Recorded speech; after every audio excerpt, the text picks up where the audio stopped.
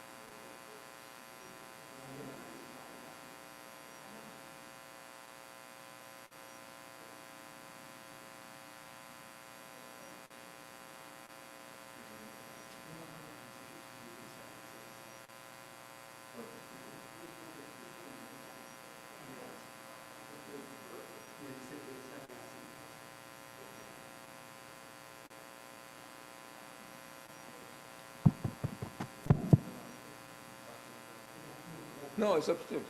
Right up.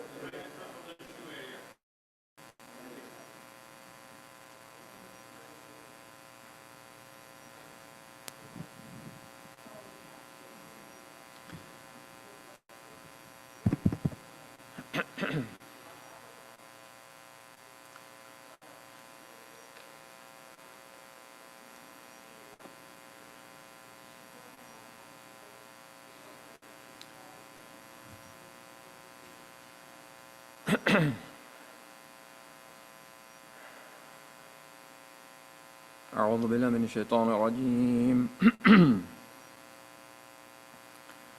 بسم الله الرحمن الرحيم. ياسين والقرآن الحكيم إنك لمن المرسلين على صراط مستقيم تنزيل العزيز الرحيم لتنذر قوما ما أنذر آباؤهم فهم غافلون لقد حق القول على أكثرهم فهم لا يؤمنون إنا جعلنا في أعناقهم أغلالا فهي إلى الأذقان فهم مقمحون وجعلنا من بين أيديهم سدا ومن خلفهم سدا فأغشيناهم فهم لا يبصرون وسواء عليهم أأنذرتهم أم لم تنذرهم لا يؤمنون إنما تنذر من اتبع الذكر وخشي الرحمن بالغيب فبشره بمغفرة وأجر كريم. إنا نحن نحيي الموتى ونكتب ما قدموا وآثارهم وكل شيء أحصيناه في إمام مبين. واضرب لهم مثلا أصحاب القرية إذ جاءها المرسلون إذ أرسلنا إليهم اثنين فكذبوهما فعززنا بثالث فقالوا إنا إليكم مرسلون قالوا ما أنتم إلا بشر مثلنا وما أنزل الرحمن من شيء إن أنتم إلا تكذبون قالوا ربنا يعلم إنا إليكم لمرسلون وما علينا إلا البلاغ المبين قالوا إنا تطيرنا بكم لئن لم تنتهوا لنرجمنكم وليمسنكم منا عذاب أليم قالوا طائركم معكم أئن ذكرتم بل أنتم قوم مسرفون وجاء من أقصى المدينة رجل يسعى قال يا قوم اتبعوا المرسلين اتبعوا من لا يسألكم أجرا وهم مهتدون وما لي لا أعبد الذي فطرني وإليه ترجعون أأتخذ من دونه آلهة إن يردني الرحمن بضر لا تغني عني شفاعتهم شيئا ولا ينقذون إني إذا لفي ضلال مبين إني آمنت بربكم فاسمعون قيل ادخل الجنة قال يا ليت قومي يعلمون بما غفر لي ربي وجعلني من المكرمين وما أنزلنا على قومه من بعده من جند من السماء وما كنا منزلين إن كانت إلا صيحة واحدة فإذا هم خامدون يا حسرة على العباد ما يأتيهم من رسول إلا كانوا به يستهزئون ألم يروا كم أهلكنا قبلهم من القرون أنهم إليهم لا يرجعون وإن كل لما جميع لدينا محضرون وآية لهم الأرض الميتة أحييناها وأخرجنا منها حبا فمنه يأكلون وجعلنا فيها جنات من نخيل وأعناب وفجرنا فيها من العيون ليأكلوا من ثمره وما عملته أيديهم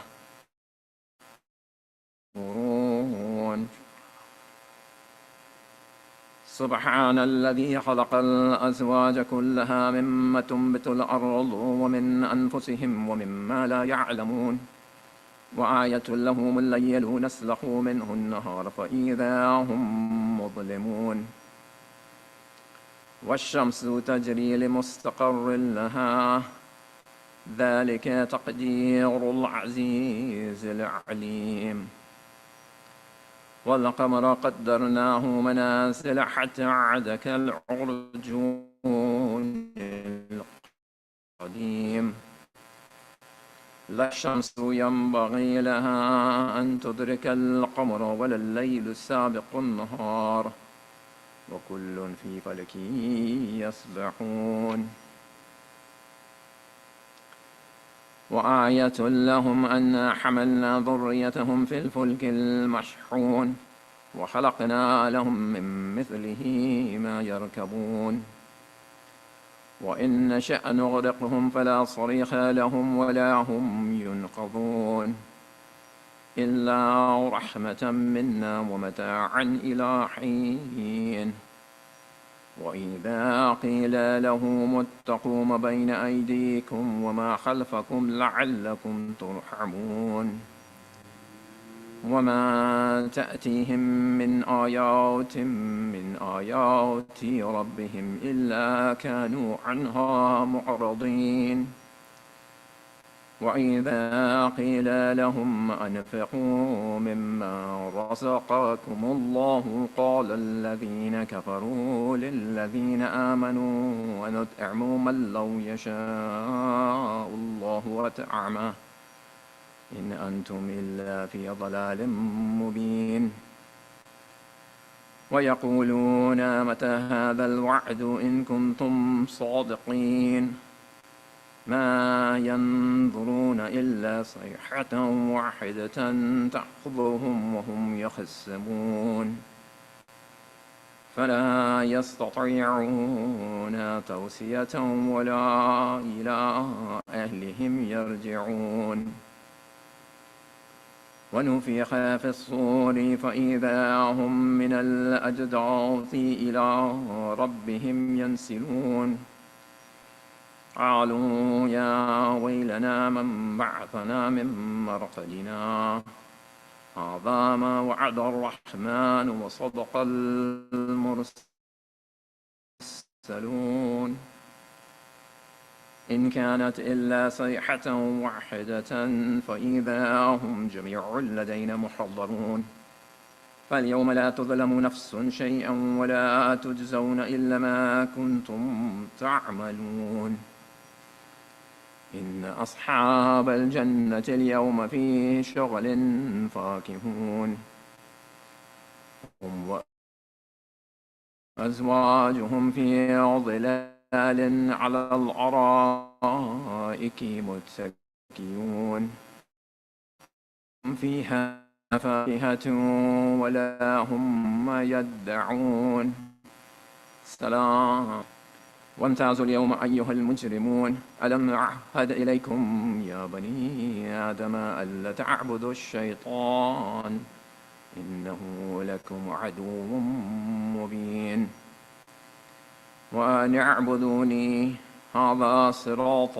مستقيم ولقد أضل منكم جبلا كثيرا أفلم تكونوا تعقلون هذه جهنم التي كنتم توعدون اصلوها اليوم بما كنتم تكفرون اليوم نختم على أفواههم وتكلمنا أيديهم وتشهد أرجلهم بما كانوا يكسبون ولو نشاء لطمسنا على أعينهم فاستبقوا الصراط فأنى يبصرون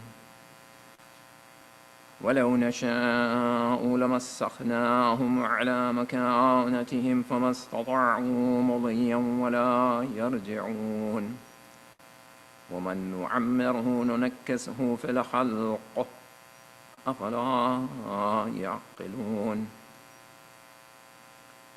وما علمناه الشعر وما ينبغي له إن هو إلا ذكر وقرآن مبين لينذر من كان حيا ويحق القول على الكافرين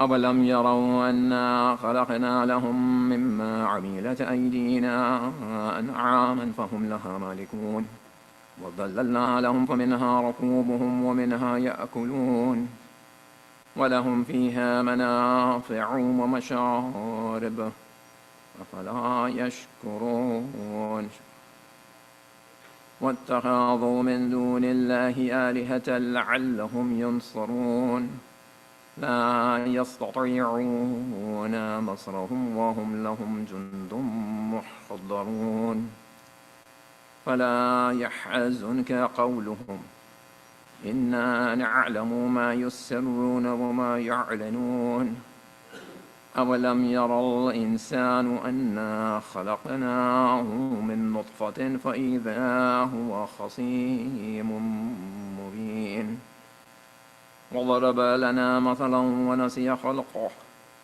قال من يحيي العظام وهي رميم قل يحييها الذي أنشأها أول مرة وهو بكل خلق عليم الذي جعل لكم من الشجر الأخضر نارا فإذا منه توقدون أوليس الذي خلق السماوات والأرض بقادر على أن يخلق مثلهم بلى وهو الخلاق العليم إنما أمره إذا أراد شيئا أن يقول له كن فيكون وسبحان الذي بيده ملكوت كل شيء وإليه ترجعون صدق الله العلي العظيم. اللهم صل على محمد وآل محمد. Surah Fatiha for my mother Shameem Lalji.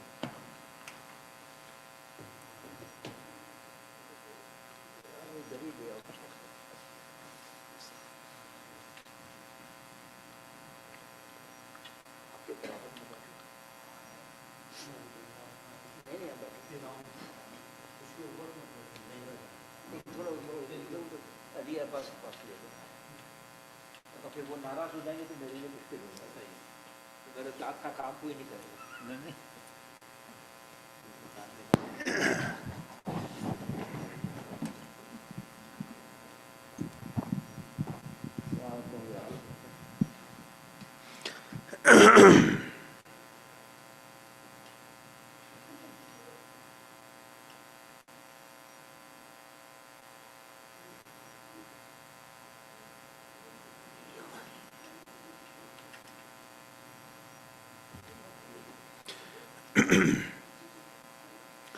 بسم الله الرحمن الرحيم. اللهم صل على محمد وآل محمد.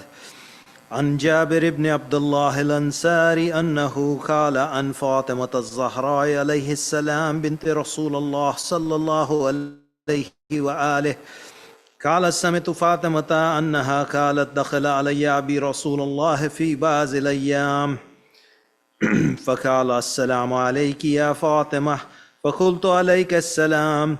قال إني أجد في بدني ضعف فقلت له أعيذك بالله يا أبتاه من الضعف. فقال يا فاطمة ائتيني بالكساء اليماني فغطيني به فأتيته بالكساء اليماني فغطيته به وصرت أنظر إليه وإذا وجهه يتلالأ كأنه البدر في ليلة تمامه وكماله. اللهم صل على محمد وآل محمد.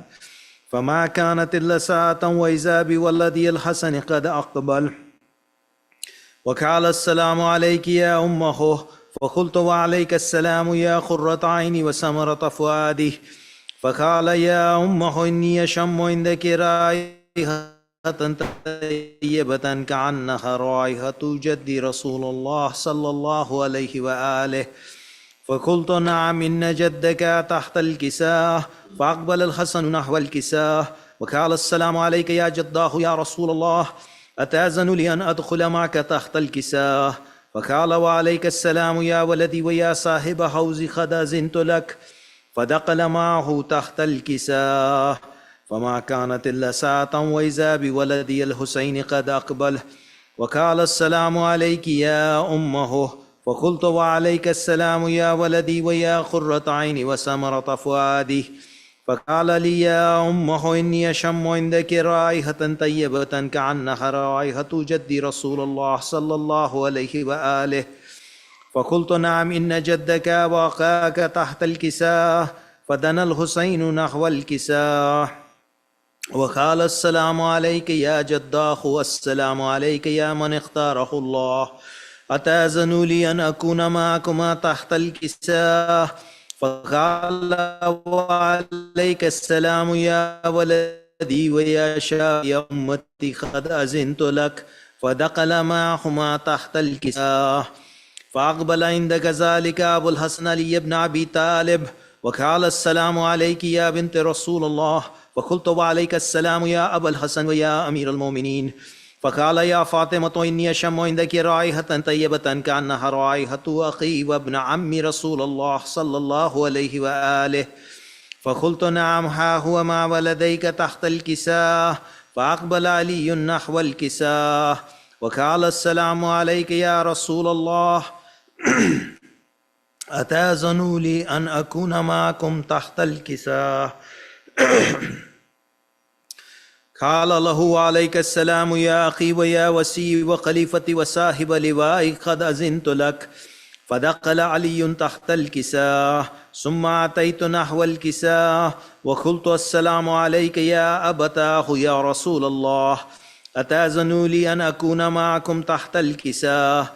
قال وعليك السلام يا بنتي ويا بزتي قد أذنت لك. فدخلت تحت الكساء فلما اكتملنا جميعا تحت الكساء اللهم صل على محمد وآل محمد أخذ أبي رسول الله بطرف الكساء وأومي بيديه اليمنى إلى السماء وقال اللهم إن هؤلاء أهل بيتي وخاصتي وحامتي لحمهم لحمي ودمهم دمي يؤلمني ما يؤلمهم ويحزنني ما يحزنهم.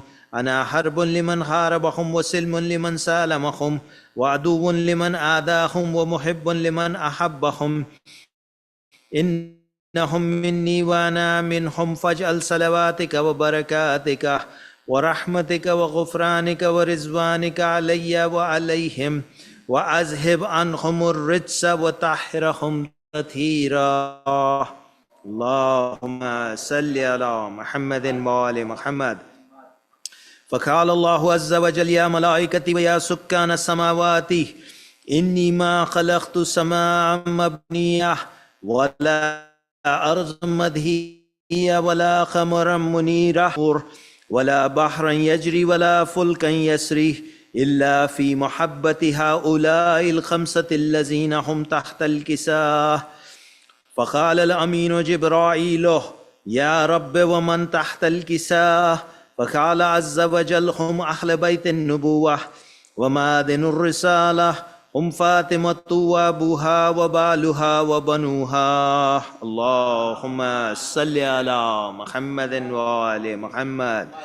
فقال جبرائيل يا رب أتأذن لي أن أحبط إلى الأرض ليكون معهم سادسة؟ فقال الله نعم قد أذنت لك. فحبط الأمين جبرائيل وقال السلام عليك يا رسول الله. العلي الآل يخروك السلام ويخصوك بالتحية والإكرام ويقول لك وعزتي وجلالي إني ما خلقت سماء مبنية ولا أرضا مدهية ولا خمرا منيرة ولا شمسا مزية ولا فلكا يدور ولا بحرا يجري ولا فلكا يسري إلا لأجلكم ومحبتكم وقد أذن لي أن أدخل معكم. فهل تأذن لي يا رسول الله؟ فقال رسول الله وعليك السلام يا أمين وحي الله إنه نعم قد أذنت لك. فدخل جبرائيل معنا تحت الكساء فقال لأبي إن الله قد أوحى إليكم يقول إنما يريد الله ليذهب عنكم الرجس أهل البيت ويطهركم تطهيرا. اللهم صل على محمد وآل محمد.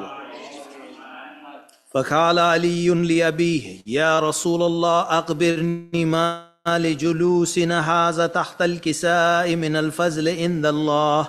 فقال النبي صلى الله عليه وآله والذي بعثني بالحق نبيه واستفاني بالرسالة نجيه ما ذكر خبرنا هذا في محفل من محافل أهل الأرض وفيه جم من شيتنا ومحبينا إلا ونزلت عليهم الرحمة وحفت بهم الملائكة واستغفرت لهم إلى أن يتفرقوا.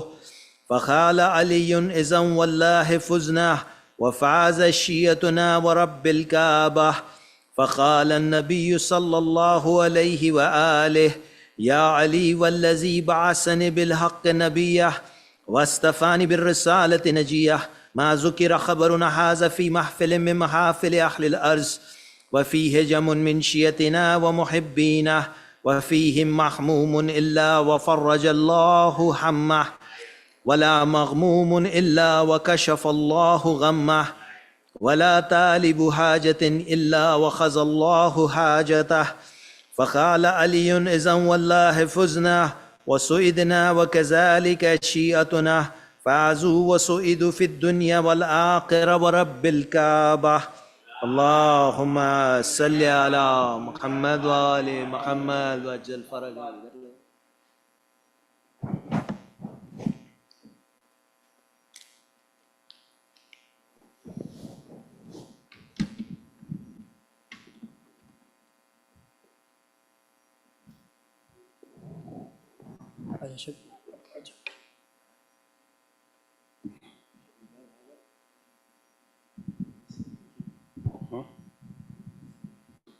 کوئی بات نہیں.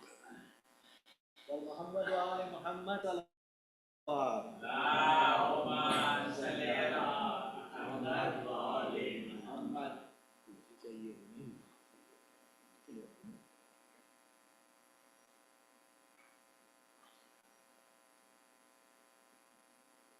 بارہ دیگر صلوات.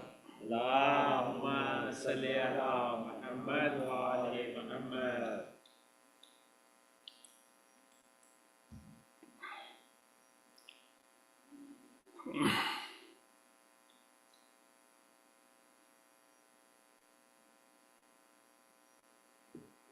سب سے پہلے تو میں اپنی جانب سے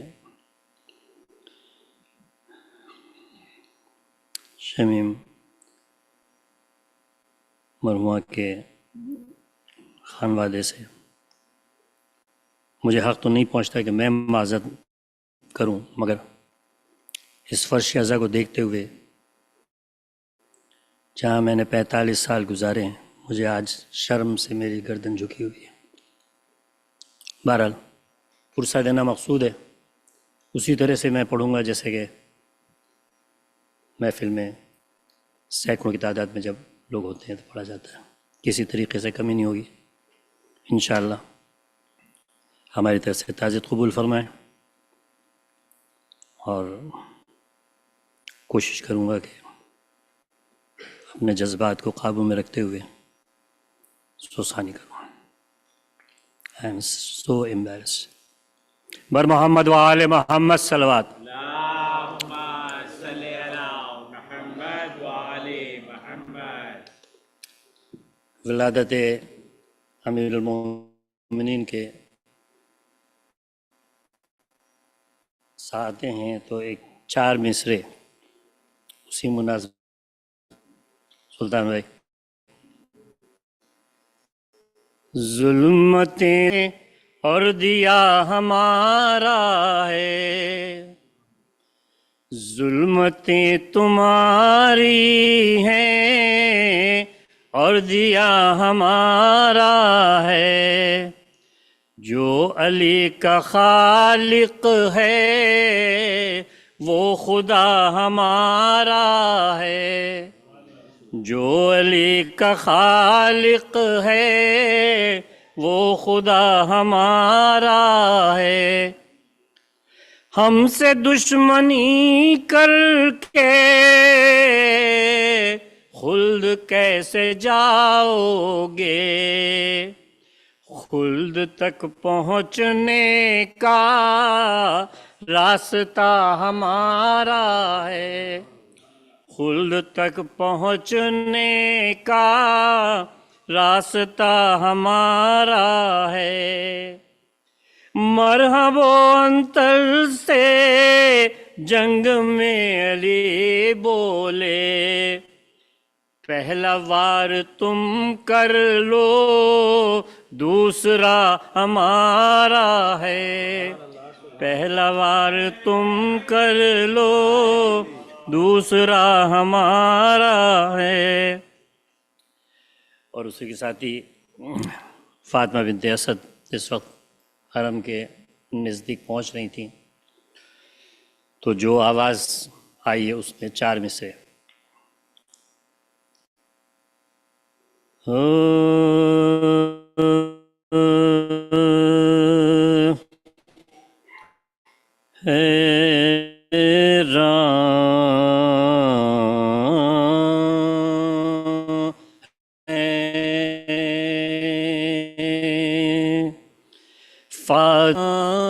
کے حرم میں کدھر سے تصور شرط ہے. حیران ہے فاطمہ کے حرم میں کدھر سے دیوار کہہ رہی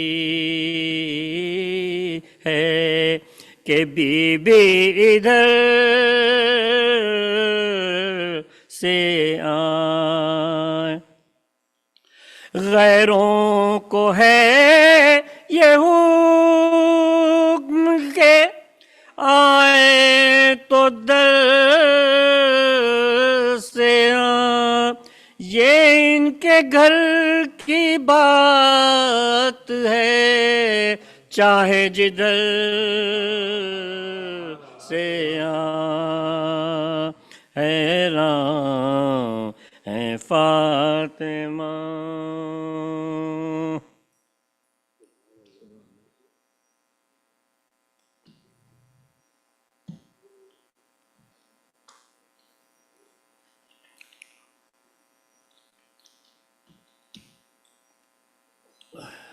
جب مردے کو ہم تلقین کے لیے قبر میں اتارتے ہیں تو اس کی کیا خواہش ہے، اس کے 6 مصرے میں اس کے تاثرات.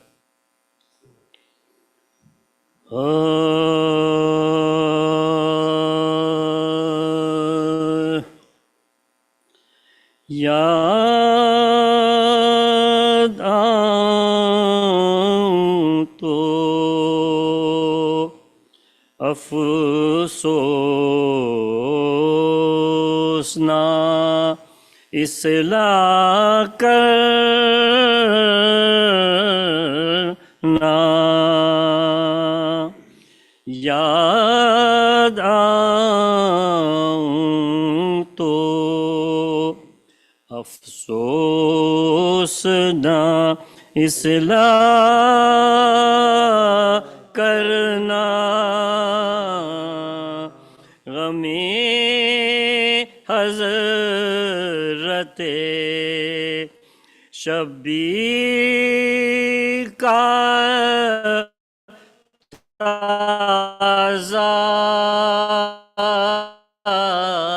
کرنا.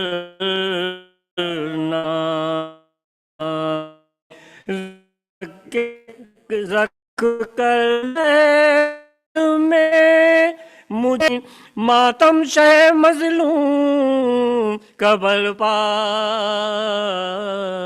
کرنا.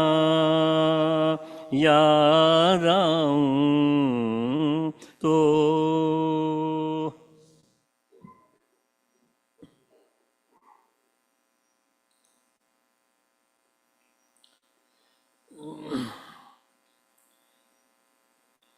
جناب جوش ملیح آبادی کے سلام میں سے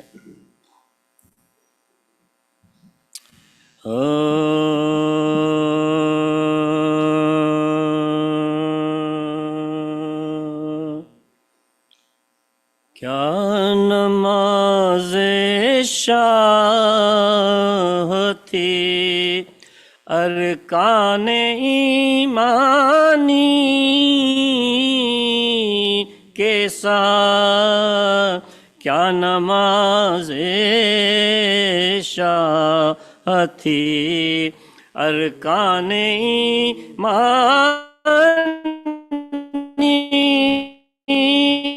کے ساتھ. دل بھی جھک جاتا تھا ہر سجدے میں پیشاں کیا نماز شاہ تھی ارکان ایمانی کے ساتھ حشر تک زندہ ہے تیرا نام اے ابن رسول کر چکا ہے تو وہ احسانوں انسانی کے ساتھ کیا نماز شاہ تھی ارکان ایمانی کے ساتھ غیرت حق کو کہیں دیکھو نہ جائے جلال ارے ظالموں ہولی نہ کھیلو خون انسانی کے ساتھ کیا نماز شاہ تھی ارکان ایمانی کے ساتھ اور صرف رو لینے سے قوموں کے نہیں پھرتے دن خوفشانی بھی ہے لازم اشک افشانی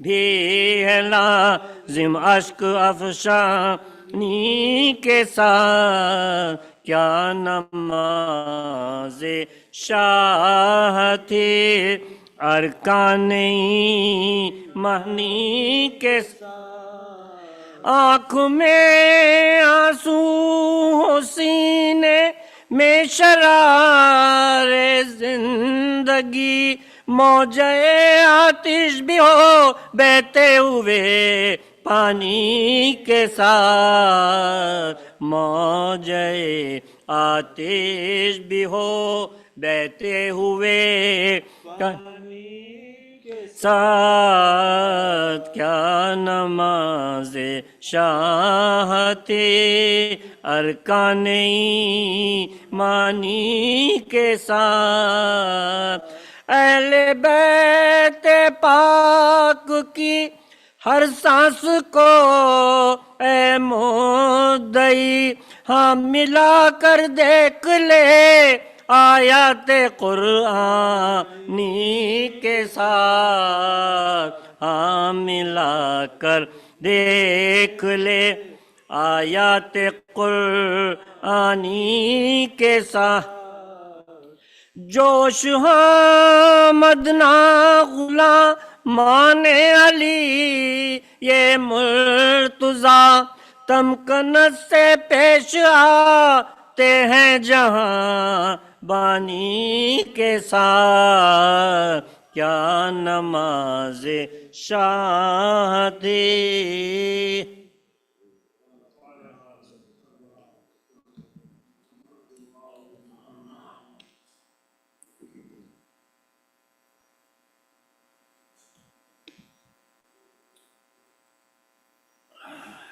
سورہ فاتحہ مرحومہ شمیم لال جی سلطان کرم علی ان کے مرحومہ کے الرحمن الرحیم الحمدللہ رب العالمین الرحمن الرحیم مالک یوم الدین ایاک نعبد و ایاک نستعین اہدنا الصراط المستقیم صراط الذین انعمت علیہم غیر المغضوب علیہم ولا الضالین بسم اللہ الرحمن الرحیم قل هو اللہ احد اللہ الصمد لم یلد ولم یولد ولم یکن له کفوا احد بسم اللہ الرحمن الرحیم قل هو اللہ احد اللہ الصمد لم یلد ولم یولد ولم یکن له کفوا احد اللہم محمد اللہم صلی علی محمد وآل محمد۔ مرثیہ جو میں اس وقت آپ کے سامنے پیش کروں، کچھ ہدایتیں ہیں، نصیحتیں ہیں اور ماں کا رتبہ ہے۔ تو یہ پورا مرثیہ جو ہے جناب خاکی صاحب مرحوم لاہور کے تھے، انتقال ہو گیا، اور ماں عنوان ہے اس کا۔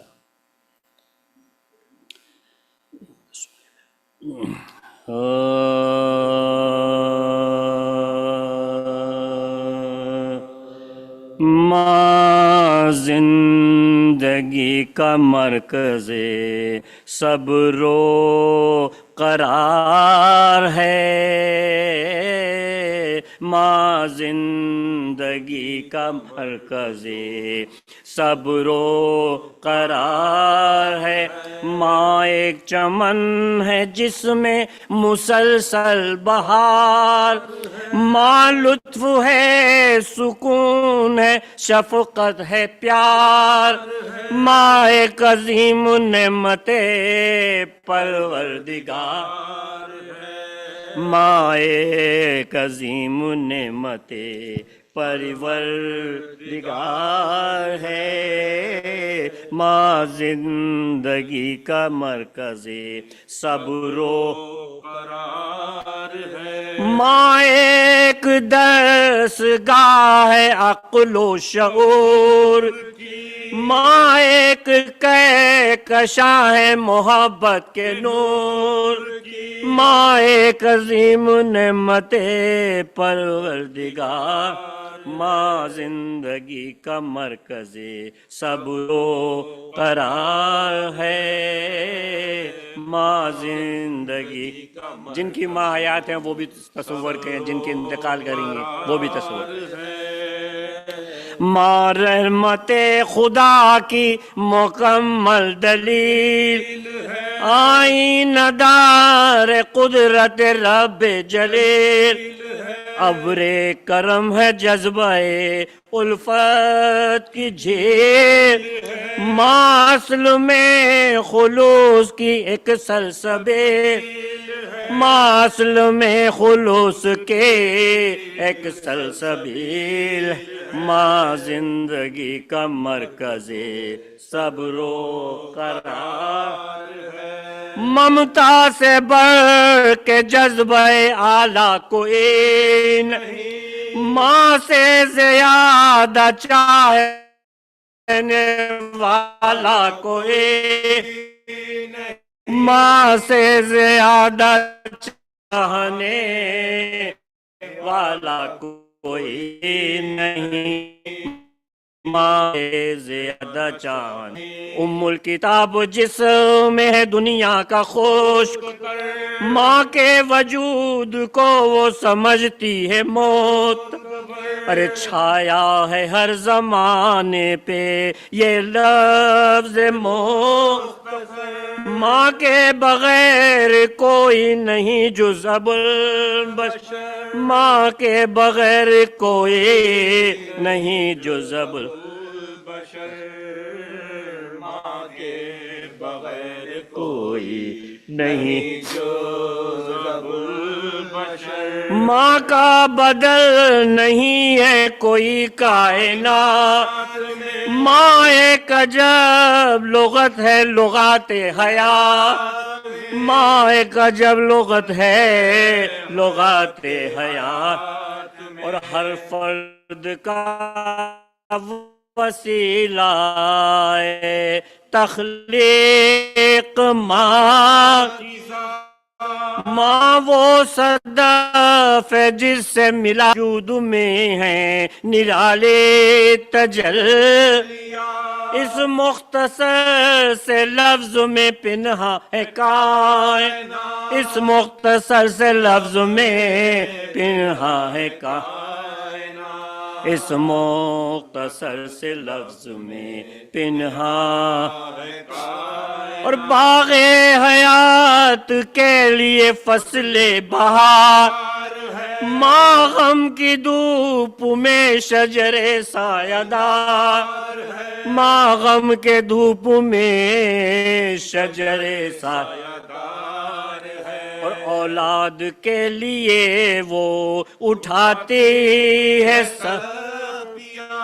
آٹھوں پہر وہ رہتی ہے بچوں کی پاس، آتی ہے جب بھی بچوں پہ آفت ناگہاں، آفری ہے جب بھی بچوں پہ آفات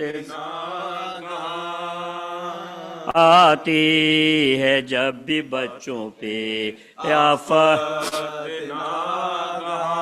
سب سے حیات کون تڑپتا ہے صرف ماں، سب سے زیادہ کون تڑپتا ہے صرف ماں، بازی جہاں حیات کی پڑتی ہے موت، اولاد کے لیے وہی لڑتی ہے موت، اولاد کے لیے وہی لڑتی ہے موت، ہر سانس میں وہ رکھتی ہے اولاد کا پروان، اس کے دم سے چڑھتے ہیں نو،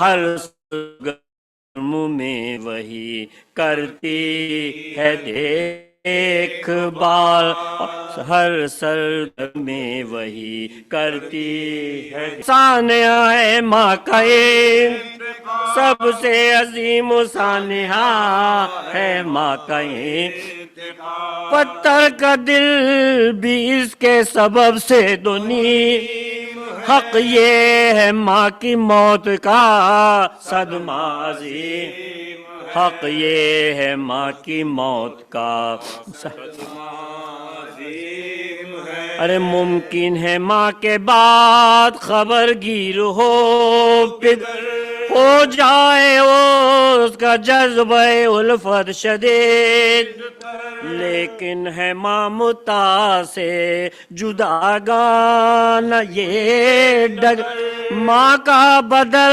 نہیں ہے کوئی قصہ ماں کا بدل نہیں ہے کوئی قصہ ماں کا بدل نہیں ہے کوئی قصہ، ارے بچہ ہو یا بڑا ہو جو ماں سے بچھڑ آدم کی طرح باغے جنا سے بچھڑ، آدم کی طرح ماں سے جنا سے بگڑ، ہر اعتبار سے ہے یہ غم ایک عظیم، اولاد ماں کی یاد میں روتی ہے دم، جس غم کی کیفیت کی نہیں طاقت، ارے تلقین صبر اس میں کریں کس طرح سے، تلقین صبر اس میں کریں کس طرح سے، اولاد اپنے دل پہ کرے جبر کس طرح، ماں سے بچھڑ کے آئے بھلا صبر کے، ماں سے بچھڑ کے آئے بھلا صبر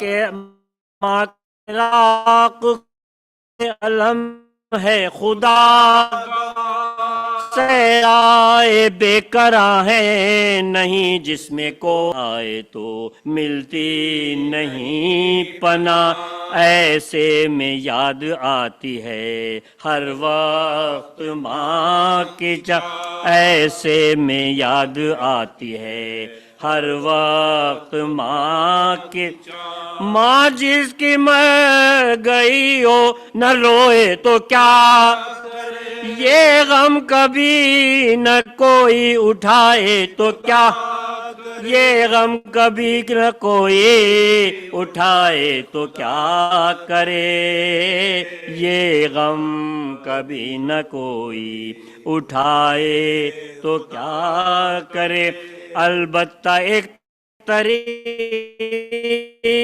ہے وہ آزما، آل نبی کے درد کا قصہ قصہ سنائے، یعنی غم حسین میں آنسو قلب پہ مرہم لگا، ان آنسوؤں کا قلب پہ مرہم لگا، سبت نبی کی یاد کو عنوان کے، دنیا میں دین کے لیے سامان کے، دنیا میں دین کے لیے سامان کوئی جگہ، دنیا میں دین کے سامان کی بعد رسول جب ہوا زہرا کا عین، اس وقت تھے حسین و حسن دونوں خود رسا، ماں سے بچھڑ کے زینب و کلثوم، 40 سال تک نہ ہوا غم کا اندماں، 40 سال تک نہ ہوا غم کا اندماں، 40 سال تک نہ ہوا غم، کا اندماع، اور ہر روز ماں کی قبر پہ جاتے رہے، ہر شب کو ایک چراغ جلاتے رہے، ہر شب کو ایک چراغ جلاتے رہے، لگتا تھا دل پہ جب بھی کسی تازہ غم، کرتے تھے ماں کے روضے پہ روشن نیا، ہوتا تھا جب بھی غم سے پریشان دل دماغ، ہوتا تھا جب بھی غم سے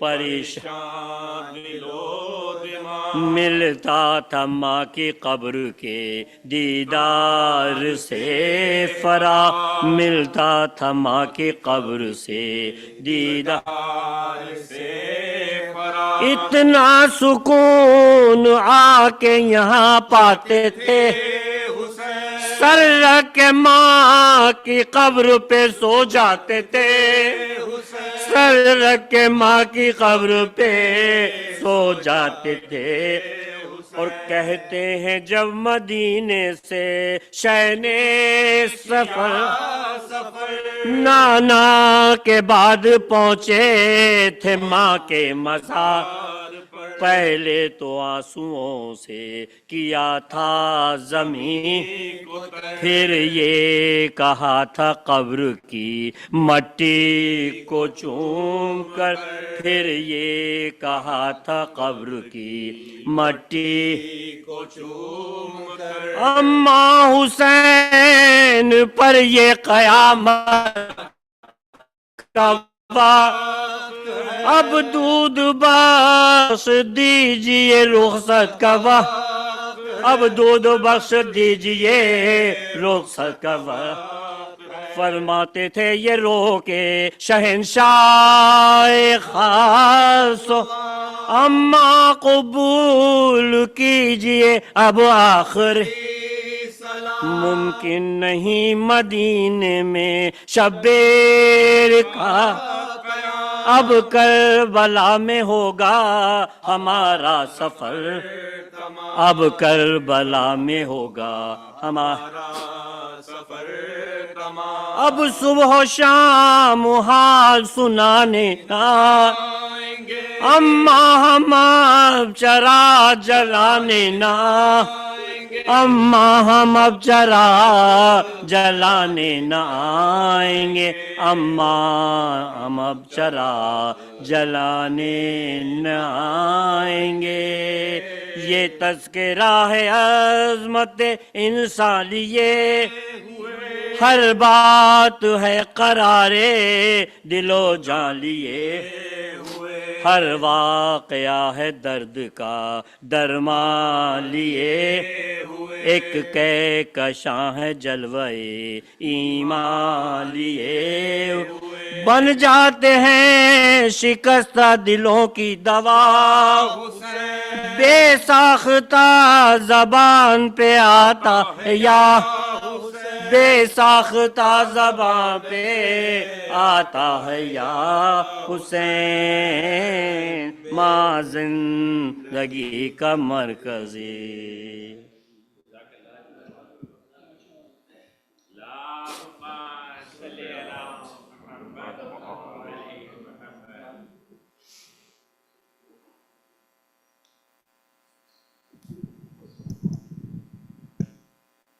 ख़वातीन हज़रात, बसिलसिला चेहलम मरहुमा शमीम लाल जी के लिए ये मजलिस मुनक़्क़िद की, ये ज़ाहिर है मजलिस हुसैन है, इसका सवाब जो पढ़ा गया है पढ़ा जाएगा। आपसे दरख्वास्त है कि फ़ातिह के साथ उनको बख्श दें। और मैं इसके साथ ही मौलाना बिलाल साहब से दरख्वास्त करूँगा कि वो मेंबर पे तशरीफ़ लाएँ। बर मोहम्मद व आले मोहम्मद सल्लल्लाहु। आप आज़ाद थोड़ा थोड़ा आगे आ जाइए। ये तो नहीं कह सकता मैं कि बाद में आने वाले, बाद में बहुत जगह, मगर फिर भी मजलिस की जीनत बनती है आप तशरीफ़ लाएँ आगे, ताकि नहीं इतना करीब आ जाएंगे मौलाना को एड्रेस करने में आसानी, जो लोग आ सकते हैं। बर मोहम्मद वाले मोहम्मद सल्लल्लाहु।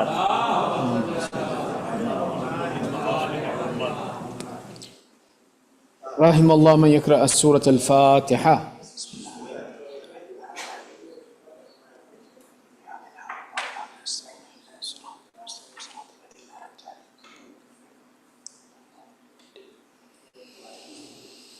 अऊज़ु बिल्लाहि मिनश शैतानिर रजीम। बिस्मिल्लाहिर रहमानिर रहीम। रब्बी इश्रह ली सदरी व यस्सिर ली अमरी वहलुल उक़दतम मिन लिसानी यफ़क़हू क़ौली। अल्हम्दुलिल्लाहि रब्बिल आलमीन, सुम्मस्सलातु वस्सलामु अला सय्यिदिना व नबिय्यिना व हबीबि इलाहिल आलमीन अबिल Qasim Muhammad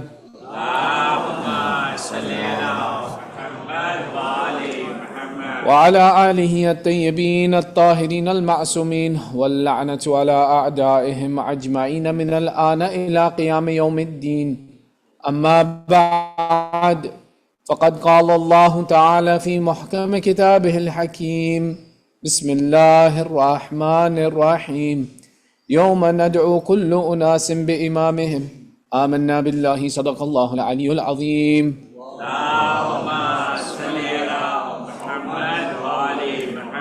Your second salawat for love of Muhammad wa Ali Muhammad.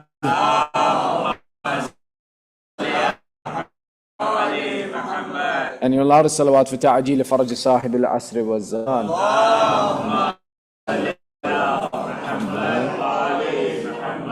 Inshallah, before we begin, we'll take a moment to recite one surah Fatiha, three times surah Ikhlas, li Marhuma Shameem Karamali, as well as our marhumin and all those who are in need of dua. Surah Al-Fatiha.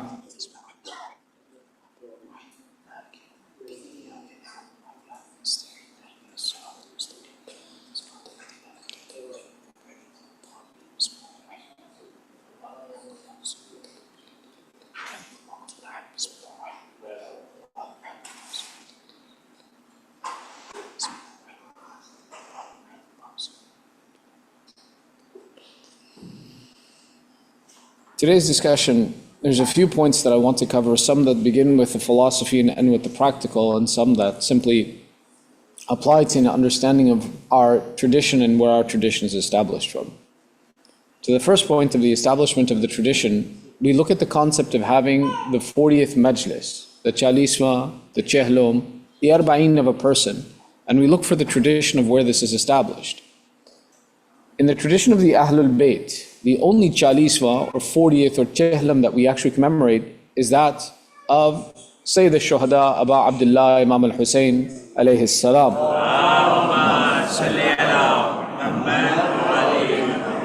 The establishment of the 40th Majlis after the Shahadat in Karbala is something that is emphasized within the various ahadith of Ahlul Bayt as well, including the fact that the ziyarat of Arba'in is specifically prescribed by the Ahlul Bayt for its recitation.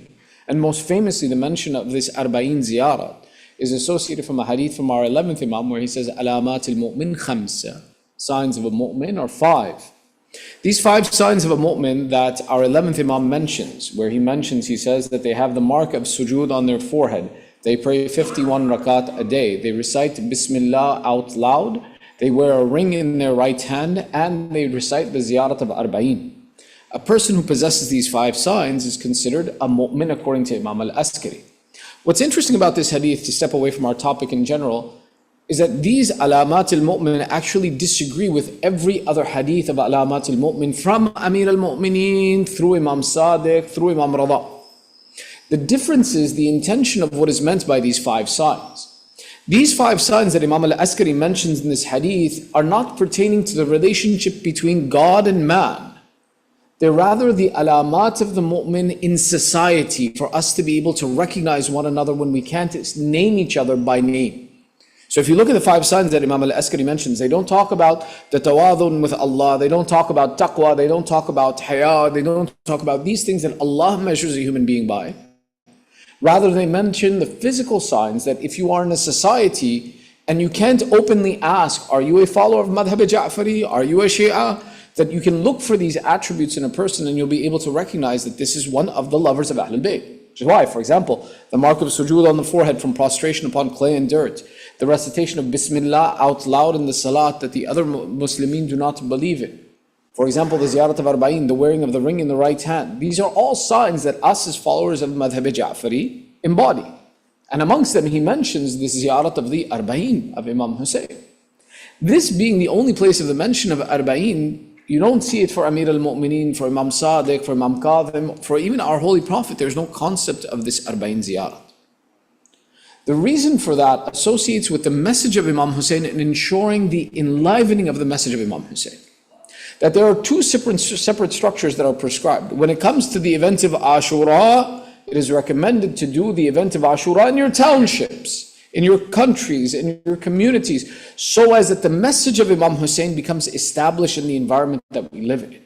But when it comes to the ziyarat of Arba'een, return back to Karbala and bring people from every land together to show the attachment and the message and the fealty to the message of Imam Hussein. Now, this concept of the 40th Majlis being tied specifically to Abu Abdullah, we've seen people who have said maybe we should do it for the other Ahlul Bayt. It's not prescribed there. However, when we do it for our marhumeen, it's with another benefit in mind. And this becomes really important to remember and realize that the idea of, for example, us holding the Chehlum Majlis, holding the Sanawi or the Barsi Majlis is important. We shouldn't forget these traditions. And that the example that it's established for one of the Masumeen is enough for us to apply it to our lives. It's enough. The example has been established. When we do it for our family members, when we do it for our marhumeen, it is on the fundamental that we take an opportunity to make dua for them, to pray for their maghfirah, to pray for the raising of their status, to pray for the assistance that they need from all of the mu'mineen to remember. One of the important aspects is paying attention to the value of life. When we pay attention to the value of life, there is no point in time where Islam devalues a human being. Why? As long as that human being is alive, even if they're sick, everyone is attached to them. Everyone is taking care of them. Everyone is praying for them. Everyone is remembering them. Why? Because they are in need of us and we are in need of them. But as soon as that person leaves this world, we become busy in day-to-day life. We get busy with our responsibilities. Obligations come into place, and slowly but surely, someone who we remembered and interacted with every day, it becomes less and less often that we think of them. Hence the idea of 1, preserve life as long as you can. Protect life as long as you can. Keep people alive and take care of them and keep them as much as you can, because as long as they're with us for even a day, we're praying for them for that day, we're remembering them, we're involved with their caretaking.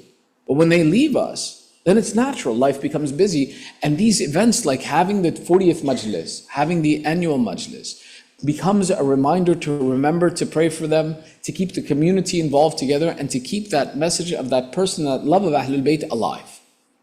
The other element that happens is when we gather together and we discuss the affairs of Islam, we look to establish good practices from these majalis. The consequence of that learning of that good practices is that if in the name of this majlis I learn something and I apply it to myself, the thawab of that action goes to the one for whom the majlis was held. So we continue to offer them a goodness other than just the mention and the gathering of the lovers of Ahlul Bayt, is that the establishment of good practices and the establishment of thawab jariyah. Hence, these attributes of holding these majalis, whether it be the 40th, whether it be the annual majlis, is a good tradition. And it's something to continue as a practice. Sallu ala Muhammad wa ali Muhammad.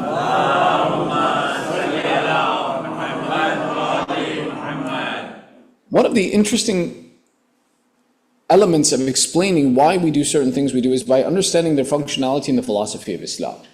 One of the most important elements that we believe as Muslimin is Ma'ad, the rising, or Yawmul Qiyamah and the Yawm Mahshar, the day of accounting. The significance of believing in a day of accounting for any Muslim, for Muslimin especially, is under the fundamental of believing and acknowledging that at some point in time there is a reward and punishment that Allah gives to the one who performs goodness. And that reward and punishment can never be accurately provided in this life. The most simple of examples of that is to look at, for example, a zalim, an oppressor. An oppressor may kill many people, but if I want to punish that oppressor in this life, I can only kill him once. And then after that, I can't take any more compensation for him. A person who does good and saves 1,000,000 people, 1,000 people, 100 people, I have no way of accurately compensating that person in this life. There's no way that I can extend your life. There's no way that I can valuably improve your life, the equivalent of the 100 lives, 1,000 lives, 1,000,000 lives you save in this world. By that fundamental, there has to exist a time and place where a reward can be commensurate to the effect that a person created in this world. And a punishment can be commensurate to the effect that a person creates in this world. Believing in this concept tells me that there has to be some point of account, there has to be some place where justice is provided. This is where we start looking at and understanding that Allah in all of His divine religions has described that there is a day of accounting and a day of justice. The reality of this day is something that is beyond the comprehension of this world. Why? Because in this world, I can never give someone their fair due. So meaning the attributes of where someone can receive their full due and recompense for their actions, that day and that environment is built differently than this world. Which is why when we see some of the descriptions of the Day of Judgment, you and I can't imagine it if Allah Himself didn't explain it to us. And this is why when we look at the descriptions of the Day of Judgment, there's something to pay detailed attention to, because if you don't, you'll miss an important concept. You'll miss something valuable. Shall I give you an example? You guys are okay? Sallu ala Muhammad wa ali Muhammad.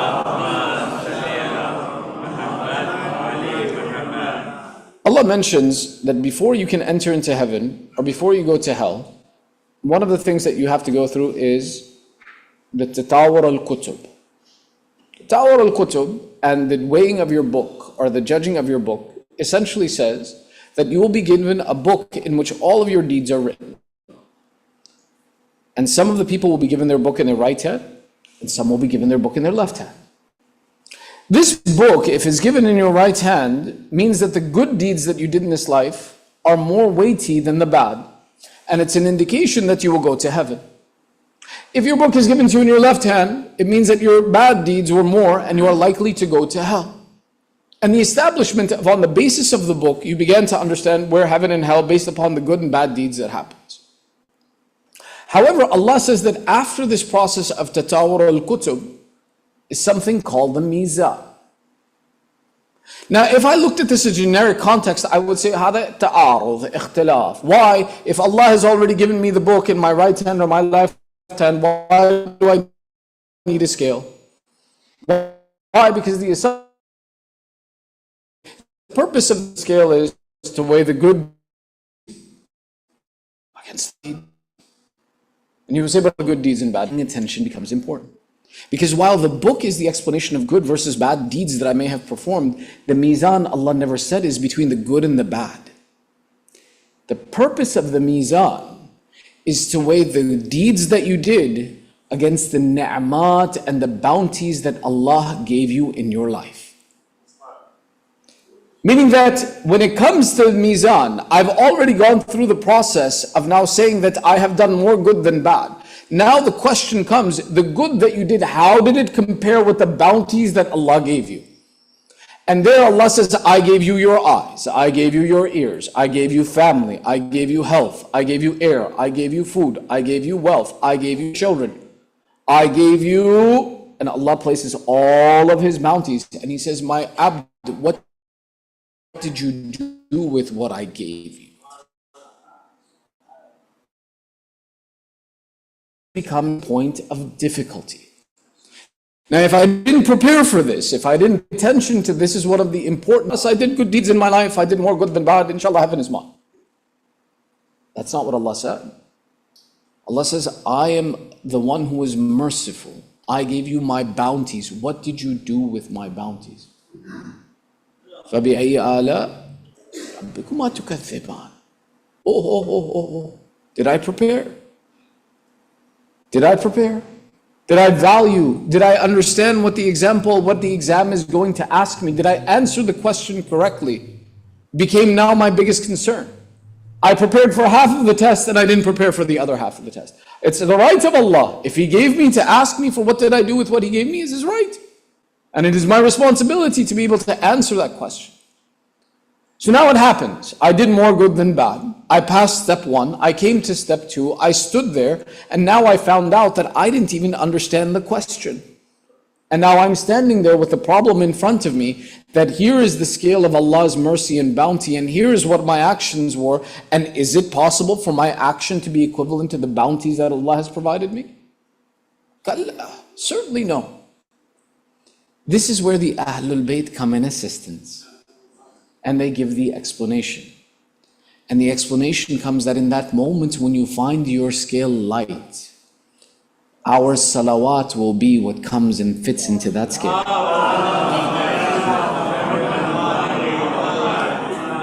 This salawat is the one that's described as saying that the Ahlul Bayt explain and say that when you find yourself in a situation that the ni'mat of Allah are in front of you, your actions are weighed light, you don't know how to compensate, that salawat you sent upon us will be what will add to the scale and will be equivalent to or more than the bounties of Allah, so as to reward you and to entitle you entrance. Therefore, it never should be an opportunity or something that we take lightly. Even in this, they have the poetry that's recited. على الميزان صلوا على محمد وآل محمد.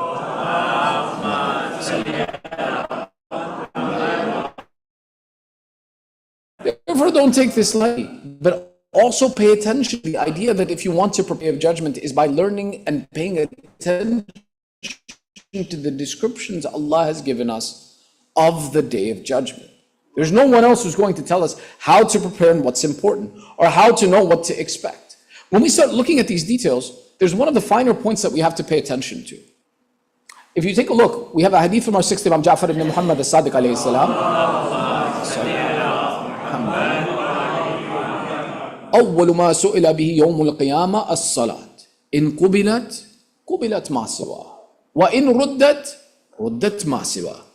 Our sixth Imam goes through an explanation. He says the first thing that you'll be asked for on the day of judgment, where Allah says there are 50 stations to the day of judgment, 50 stations that each person will have to pass before they can come to the Mizan, before they can come to the Tatawur al-Kutub, is these 50 stations. The first of these stations is Salat. And Imam Sadiq explains, if Allah accepts your Salat, then all of the stations after that will be easy for you, and everything after that will be accepted from you. If Allah refuses your Salat, then everything else after that will be refused as well. Before we get to the significance of Salat, which is in itself an entire door of discussion of what this Salat is and its significance, Allah didn't ask me, what is your religion? Allah didn't ask me, what is your book? Allah didn't ask me, who is your prophet? Allah didn't ask me, who is your imam? Rather, in the description of this affair, we see that Allah describes the beginning of the Day of Judgment in Surah Al-Isra, verse number 7, one that we began our discussion with. يَوْمَ نَدْعُو كُلُّ أُنَاسٍ بِإِمَامٍ. Allah mentions and says that with their imam, every person on the Day of Judgment will be called with their imam. That you will be in the company of your imam when this day starts. Not that you will first have to identify and find who your imam is. Not that you will have the opportunity to answer about your imam on this day. Not that any of those affairs will be discussed on this day. Rather, the first thing you'll be talked about is your a'mal, your deeds, your actions. And each of these 50 stages, as they've been enumerated, will be pertaining to those actions that I performed in this life. So where then did this annunciation and decision become established of who is my Imam? Where did it happen that Allah made the designation to categorize me with this person, with this person, with this person? Whether it's a good Imam or a bad Imam. An Imam is someone who is the leader and the example behind people whom behind people line up. An Imam is a leader. Linguistically speaking, anyone who winds up in the front leading a process is the Imam. Anyone who follows him is the Ma'mum. Which is why Imam al-Jama'ah, when we stand up for prayers, the one who leads the prayers is the Imam, and everyone behind him is the Ma'mum. This concept of the leader is not just for the one who adjusts fair and good, but it's also for the one who leads to evil. There will be the one who leads people to shaitan, to hell. There will be those who will line up behind someone and then regret the fact that they've sabila. لَقَدْ أَضَلَّنِي بَعْدَ إِذْ جَاءَنِ السَّبِيلِ. Allah in the Quran describes that there will be those people who will be frustrated on the day of judgment. They say, I wish I had not taken a companion with the Holy Prophet. I would have only followed the path of the Holy Prophet. This person who I followed, لَقَدْ أَضَلَّنِي, he misguided me, led me away after I had found my path. This description talks about the concept of understanding where does this Imam come from, where did this establishment come? And the establishment of who you will line up with on the day of judgment. The establishment of which Imam you will line up behind. The establishment of who it will be that will guide you to either goodness or bad happens at the moment of death. You see, we look at death and the day of judgment as separate affairs. We look at death as what the living have to deal with. It's not the case. One of the most important and amazing things is, in the religion of Islam, from the moment someone dies until they are buried, none of the ahkam are with consideration to the living. Let me explain what I mean by that. When someone dies, the culture may be established that, we go pay respect to the family. We go attend the funeral. But you don't attend the funeral when it's convenient for you. The instruction in Islam is respect the marhum and make sure that the funeral is immediate. Put your affairs aside, pay attention to the deceased. Why? Because that deceased is in more need than I am. Up until a moment ago, they could clothe themselves. They could take care of themselves. They could pay attention to their affairs. They could choose what they did. They were sahib al-mal. They were keepers of property. They were keepers of wealth. They were keepers of independence. As soon as they died, all of that left them. They possessed nothing anymore.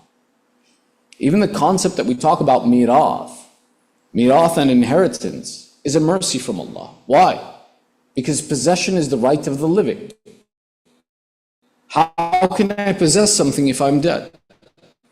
Yet Allah mercy to say that when you are deceased, so I instruct on what you want to do with that property.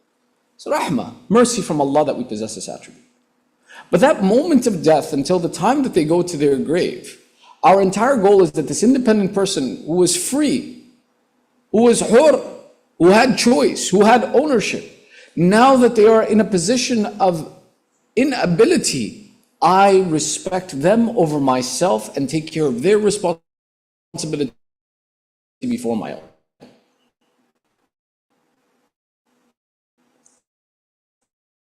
And as soon as I put them into the grave, when the process of this determination of where I will be raised, questions of munkar and nakir, they are the filing system for the day of judgment.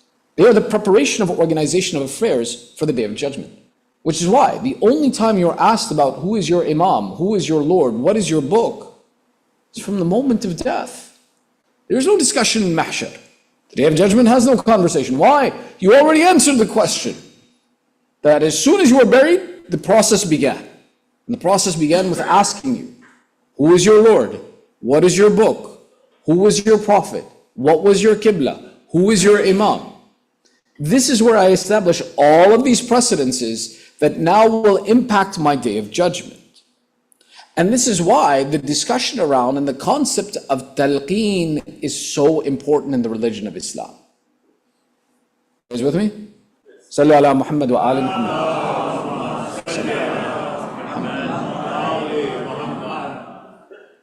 Let me explain. Our Prophet would teach us that the most difficult day for a person is the day that they die. Most difficult day. Why? When we understand that Allah is the one who says, الَّذِي خَلَقَ الْمَوْتَ وَالْحَيَاةَ لِيَبْلُوَكُمْ أَيُّكُمْ أَحْسَنُ عَمَلًا.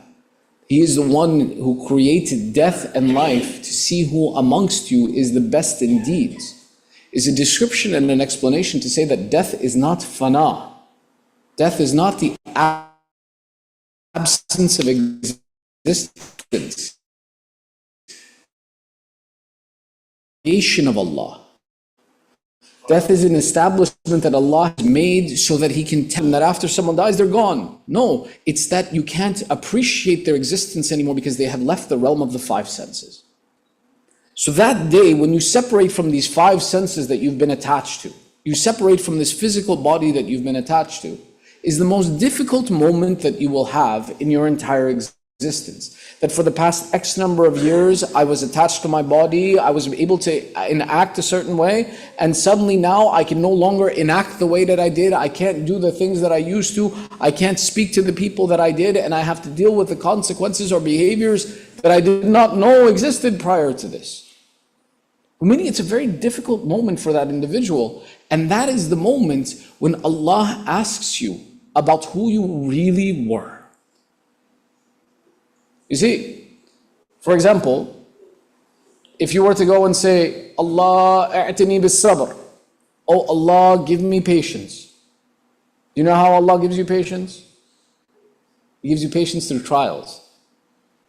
So which is why, when a man is walking around the Kaaba making dua, oh Allah a'tini bis sabr, our sixth Imam taps him on the shoulder and says, don't make that dua. He says, no, Rasulullah, why not? He says, the only way for you to have patience is to go through tribulations. So one who prays for patience pays for the tribulations. So he says, Yabna Rasul, say, Rabbana a'tina fid dunya hasana wa fil akhirati hasana. Ask Allah for goodness. Make it easy for you. The reality of this statement, why I'm mentioning this story is to point to the fact that who you truly are is established not in ease but in difficulty. If I really want to know what a person is, I'm not going to know when things are good. Difficult to really believe. So Allah chooses that if you have an aqidah inside of you, if you have a philosophy of the time that Allah will know truly what you believe and you will know what you truly believe is in your moment of most greatest of difficulties. So Allah takes that moment of change between life and death, and in that moment He assigns and asks the question, who is your Lord? Who did you actually worship? What is your qibla? What is the book that you followed? Who is the Imam that you followed in that moment of greatest difficulty? Because in that difficulty, you will reveal truly what you actually had in your heart and what you actually followed. And that is the moment of consequence that if you truly believed in this entirety of life, you will be able to answer munkar and nakir. And if you can answer munkar and nakir in that moment, then on the day of judgment, the Imam you will be raised with is from Muhammad wa ali Muhammad.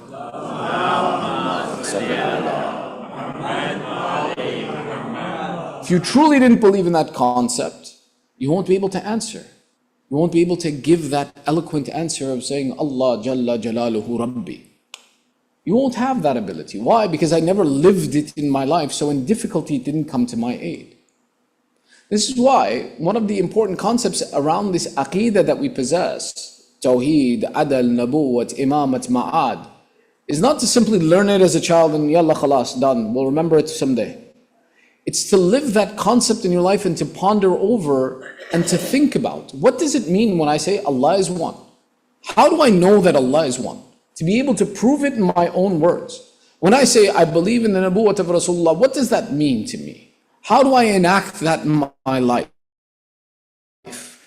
What does it mean to believe an imam is present, what are the attributes of that imam? What is the characteristic of the relationship between them? It's just. What does it mean when I believe in this concept of the Day of Judgment? If I ponder these concepts in my life, if I think about them, if I make them a part of my personality, then in that moment of difficulty, I will be able to answer the questions of Munkar and Nakir. But to assist in that process, and the right of every marhum is that we take the time and opportunity to offer them whatever assistance we can. There is the practice of what is called talqeen, reminding. Amongst the mustahabbat, what is that when we go to the graveyard, to the extent where even if the person is on the verge of death, which is called ihtidar, we remind them that this questioning is coming and to prepare for it. This talqeen discusses exactly those questions that Munkar and Nakir will ask about the importance of the philosophy of faith. You'll notice if you ever pay attention to the talqeen, it has nothing to do with salah. It has nothing to do with Sawm. It has nothing to do with khums and hajj. It only has to do with the philosophy of a person's faith, that what did you believe? That I believe that the Quran is my book, that Muhammad Rasulullah sallallahu alayhi wa sallam is my prophet, the Kaaba was my qibla, and these were my imams. So as what? So that I can answer those questions correctly. The support of answering these correct questions correctly is so important that it is our job to remind this person who has passed away to listen as well.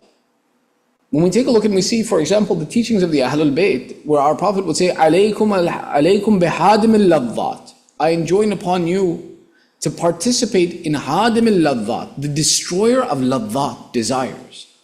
وَمَا هُوَ ذَلِكَ يَا رَسُولَ اللَّهِ. And our Prophet would reply, alaykum bi-ziyaratil qubur, go and visit the graves. The significance of visiting the graves, from the one aspect is when you're sitting and thinking about, am I going to buy the BMW? Am I going to buy the Mercedes? Am I going to buy the iPhone? Am I going to buy the Galaxy? Depending upon which position you're in.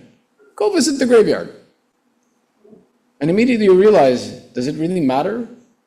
Is it really that important to me? Is there something more important I need to be paying attention to? From the other aspect of it is the process of visiting and participating in the burial of a mu'min, that it reminds me, myself, of what it is that I'm preparing for. That today, أَنْتُمُ الْمُتَقَدِّمِينَ وَنَحْنُ مُتَأَخِّرِينَ. You have gone before us, but we are following closely behind you. And we are also preparing for this day as well too. Thus, that experience of going to that graveyard becomes so important and significant for us to go and prepare for that moment. And to listen to this talqeen. One of the mistakes that we make sometimes, and there's a few, and I'll mention them here, why? For the sake of developing the etiquette of what happens at a graveyard. See, when you go to the graveyard there, if we try to establish the etiquette, we're so overcome by the emotion of loss. We don't pay attention to what we should be doing there. You can't change a person when they're standing in the graveyard. This is where we have that conversation. And we give the thawab of this mention to Marhuma Shameem Bhai, as well as all of our marhumin, with the loudest of salawat ala Muhammad wa ali Muhammad.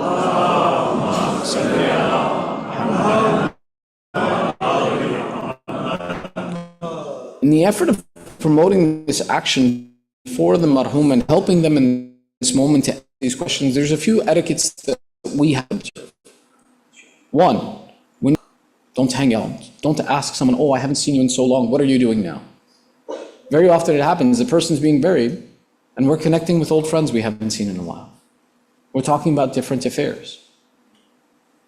We're going through and we're not paying attention to the events of what's going on. We're distracting ourselves because of the difficulty of the event that we're going through. No. Our focal point is to be there to pray for the marhum and to listen and take the admonition for ourselves, to prepare ourselves. That today I'm reminding him, tomorrow someone's going to remind me. Can I answer this without being reminded? Do I know these things?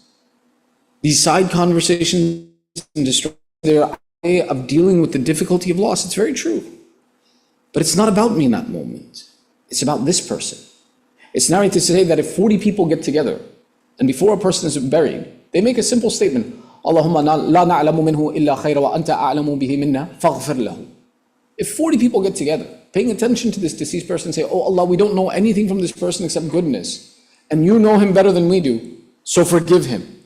Allah says, I will forgive everything of that person. So instead of us being distracted, if we look and focus and pay attention to that individual, we can do khair for them. We can do khair for ourselves, that it's mustahab to participate. If we pay attention to that talqeen, imagine yourself in that situation, and you need to prepare for a test. All of your friends are nearby, but they're all having their own conversations. How difficult would it be for you to prepare? Which is why one of the interesting things in Deen al-Islam is even the participation of women in the burial of the deceased. It's not mustahab. It's mustahab for the men to participate, but not the women. Why? Because it's an emotionally difficult process.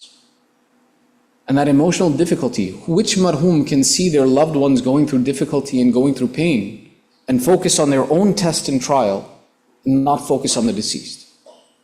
Whether it's a father or a mother, my whole life I took care of you. Now when I'm leaving, I see you crying. Instead of me worrying about what I need to focus on, I'm worried about this. I'm worried about you. I did it my whole life.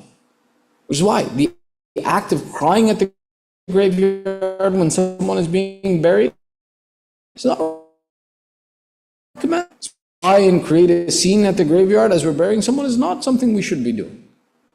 Why? Because it's not about me. It's about that this is the most difficult moment is about to go through. I need to stay strong myself. After I bury them, the rest of my life, I will have time to cry and be consoled. But in this moment, it's not about me. They're going through the most difficult moment they can. This is going to set up the rest of their akhirah. I need to pay attention and make it as easy as possible for them. I need to help them focus on this question and answer. Not on me, not on everything else that they were used to. Up until yesterday, they were paying a mortgage. They were paying their bills. They were thinking of their passwords for their accounts that no one remembers. All these were the effects that I was doing a moment ago, and as soon as now that I've died, none of it matters. And my job when I attend that funeral is to help that person focus on this that is now important that they need to answer, nothing else. To visit the graveyard in general is very mustahab. It's mustahab to visit the graveyard as men and women. Sayyidah Fatima Zahra, salamullahi alayha, would visit the grave of her uncle Hazrat Hamza, the Shaheed of Battle of Uhud, every Tuesday and every Friday. When someone dies for us for the first 40 days, it's mustahab to go visit their grave every single day. To pour water on their grave for 40 days is from the recommended. Visiting them is very good. And there's no restriction to say that the men should do it or the women. No, everybody should do it. But the restriction is at the time of burial. That if my focal point is this person who's about to go through this difficulty and this test, I need to focus on them and offering them that assistance. And that this is the moment that the rest of their akhirah will be established and their difficulties will be solved. So it becomes twofold. That talqeen, that yulaqin that we do is not just for the deceased, but it's also for the living. But because we need to remember too that someday I will be in this boat and I need to prepare for it. But the beauty of it is that when we take that time for that talqeen, we have hadith from the Ahlul Bayt that explain to us and say that Munkar and Nakir, when they see the talqeen performed from the deceased, they say this one has learned all the answers to the question, what's the point of questioning them and let them be? Meaning the value of this action is so important that we can pay attention to it and make easy for this deceased all of these affairs. So participation is important. But participation with consideration to what's the consequence of these actions is even more important. And that's where we make a mistake, that we don't pay attention to the consequence. We pay attention to the tradition. And if we want to ensure that our faith continues in this country, continues in this land, it's not going to be on the basis of tradition. It's going to be on the basis of understanding, of focus, of paying attention to what's the value of the actions that Islam has asked us to perform. And these are important actions for us to ensure that the rights of the deceased are fulfilled. We did all of their obligations and gave them their hukuk to make easy for them, because today if we do it for them, tomorrow someone will do it for us. One hadith and we'll end our discussion. Sallu ala Muhammad wa ali Muhammad.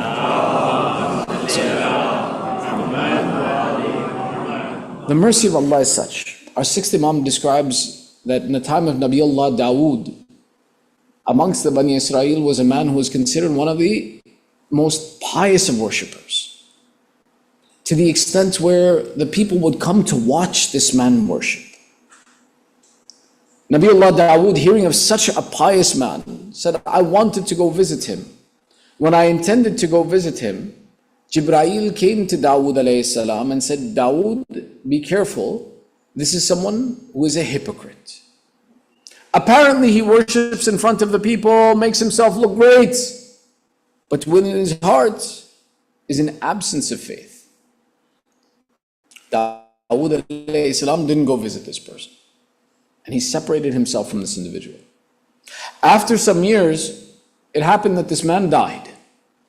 When he died, the apparent nature of his behavior was still well known amongst the people. So all of the Bani Israel came and said, this famous worshipper of Allah has died. We want to go to his janazah. And they came in groups, and every time that they would come to go to his janazah, they would come to the house of Dawood. Dawood alayhi salam, come with us. Nabiullah Dawood never exposed this individual, but said, you go, I'll come later. The second group came. Dawood alayhi salam again said, you go, I'll come later.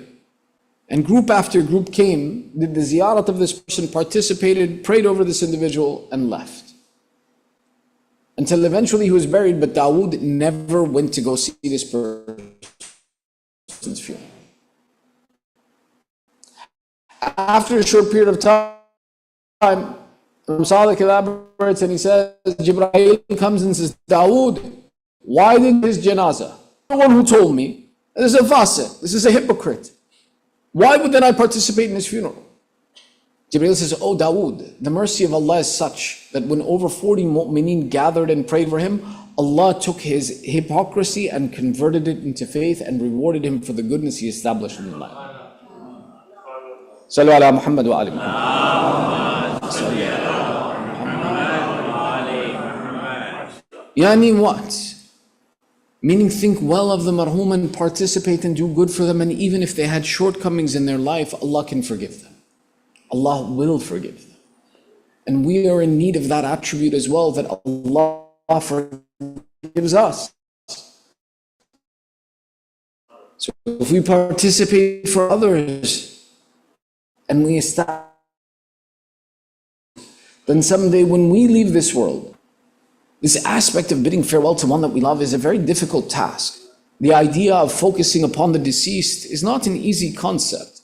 That loss is a very painful element to face.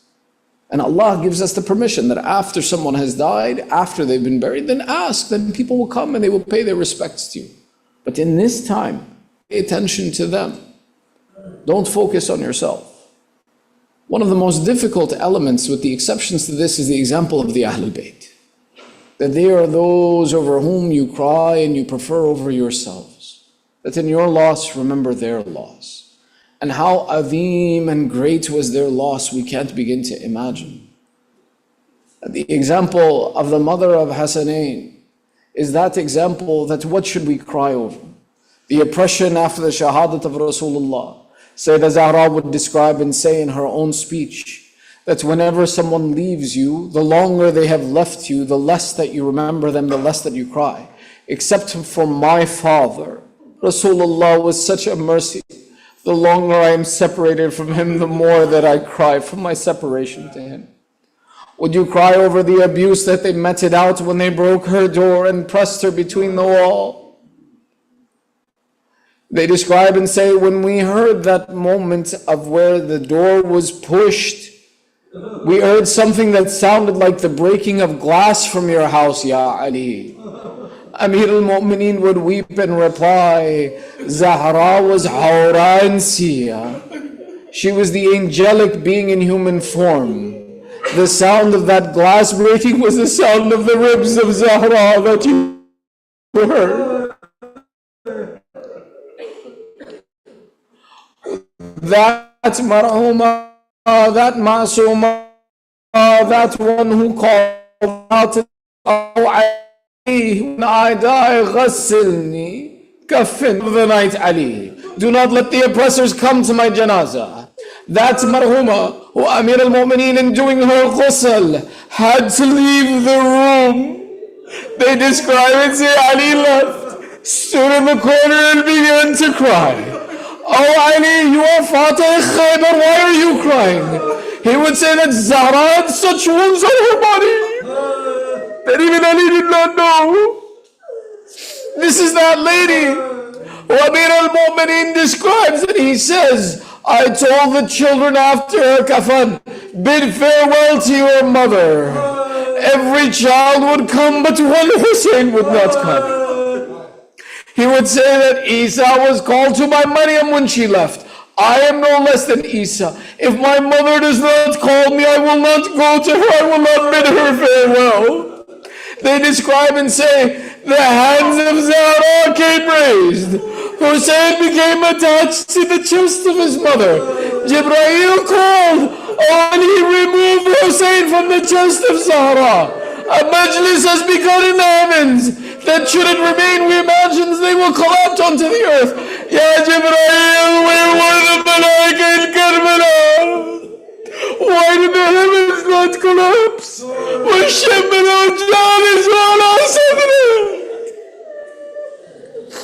Turn to Karbala, that's a relation between this mother and son, where it says on the night of Ashura, Nafi ibn Hilal, an archer from the army of Abu Abdullah, says, "I took the responsibility to be the security guard of Imam Hussein on the night of Ashura.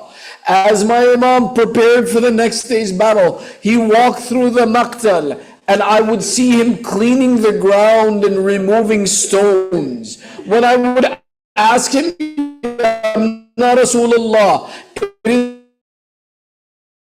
what is the meaning of this action? He would say, "Oh, no, this is where Habib will, this is where my Akbar will fall. This is where my Qasim."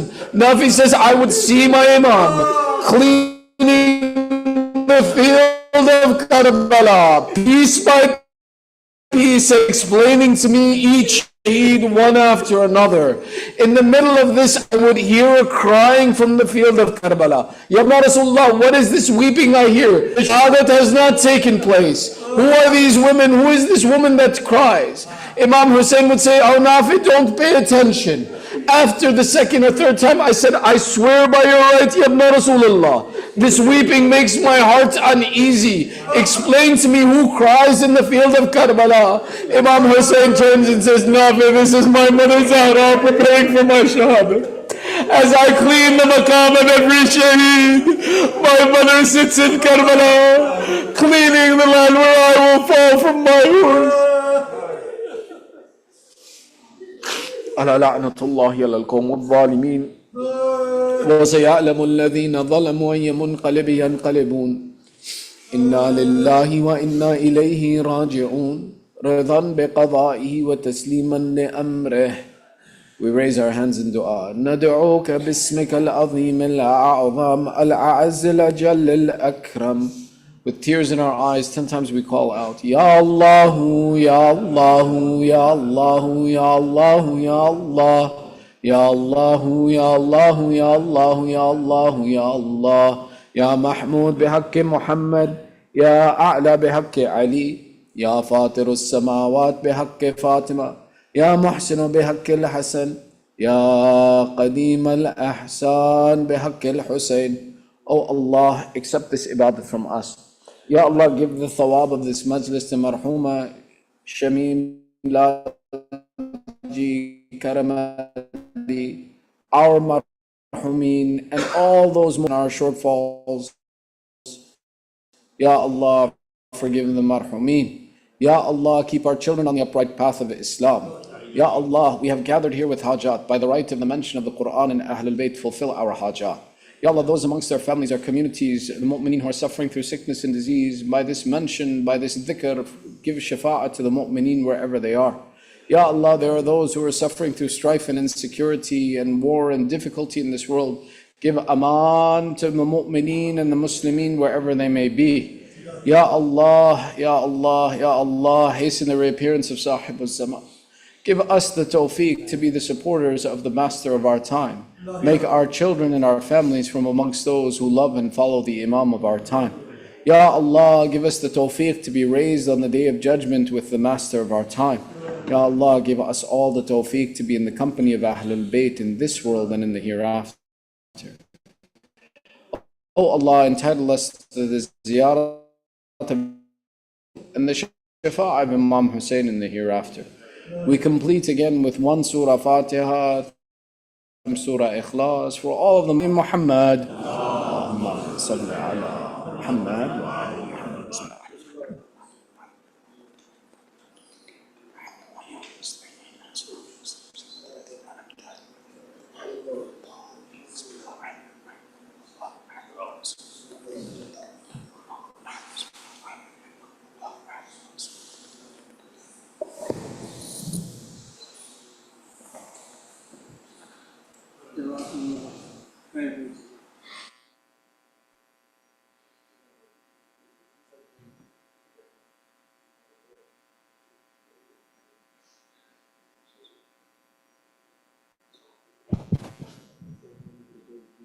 We have 15 minutes for prayer. आपने वजू करना है तो तैयार